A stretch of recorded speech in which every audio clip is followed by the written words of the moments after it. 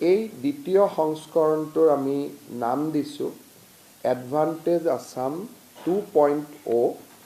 investment and infrastructure summit 2025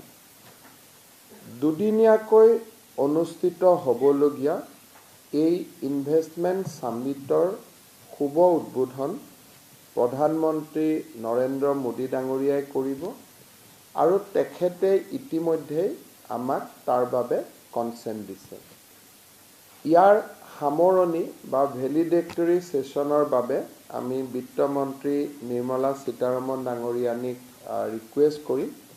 তেখেতক মই এতিয়ালৈকে কথা পতা নাই কিন্তু মই আশা কৰোঁ যেহেতু 25 ফেব্ৰুৱাৰীলৈকে সময় আছে আৰু তেতিয়ালৈকে ইউনিয়ন বাজেটো হৈ যাব তেখেতে আমাৰ নিমন্ত্ৰণ নিশ্চয় ৰক্ষা কৰিব এইবাৰ আমি সামিটখনত ইনভেষ্টমেণ্টৰ লগতে ইনফ্ৰাষ্ট্ৰাকচাৰক আমি সমানে গুৰুত্ব দিছোঁ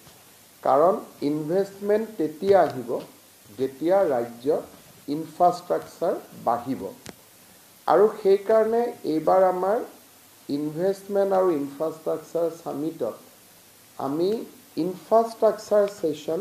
কেইবাটাও পাতিব খুজিছোঁ এটা সেশন আমাৰ পথ পৰিবহন ব্যৱস্থাৰ ওপৰত হ'ব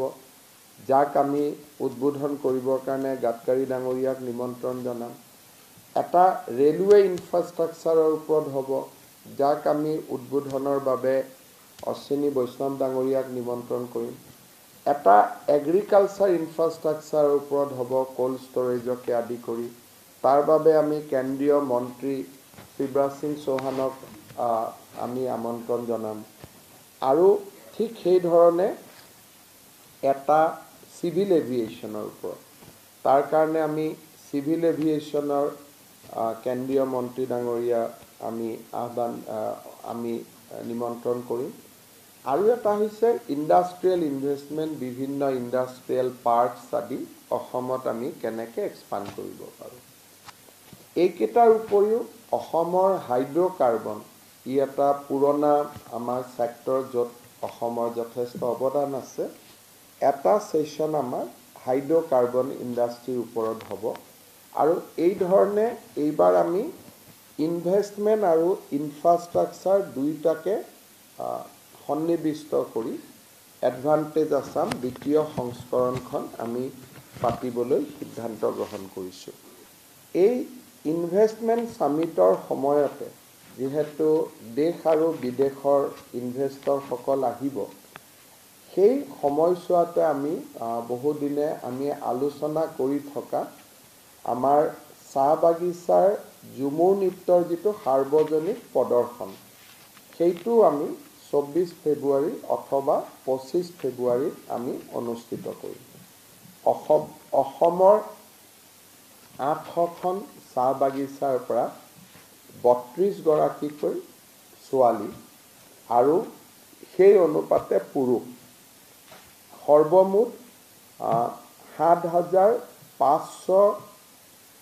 নাচনী আৰু কলা কুশলীয়ে এই সাৰ্বজনীন ঝুমুৰ নৃত্যত অংশগ্ৰহণ কৰিব আৰু ইয়াৰ বাবে আমি ডিটেইল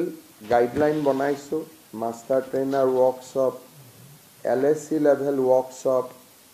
ডিষ্ট্ৰিক্ট লেভেল পাৰফৰ্মেঞ্চ তাৰপিছত তেওঁলোক গুৱাহাটীলৈ অহা তেওঁলোকৰ ৰিহাৰ্চেল আৰু ফাইনেলি 24 অথবা 25 তাৰিখে সেই ইনভেষ্টৰসকলে যাতে অসমৰ বাৰে ৰহণীয়া সংস্কৃতিৰ এটা ঝলক বা আমাৰ চাহ বাগিচাৰ গোটেই ঝুমুৰ নৃত্যৰ বিষয়ে দেখা পায় সেইবাবে আমি এই ইনভেষ্টৰ সামিটৰ লগতে ৰজিতা খুৱাই আমি ঝুমুৰ নৃত্যৰ সাৰ্বজনিক যিটো প্ৰদৰ্শন তাকো আমি কৰিবৰ বাবে সিদ্ধান্ত লৈছোঁ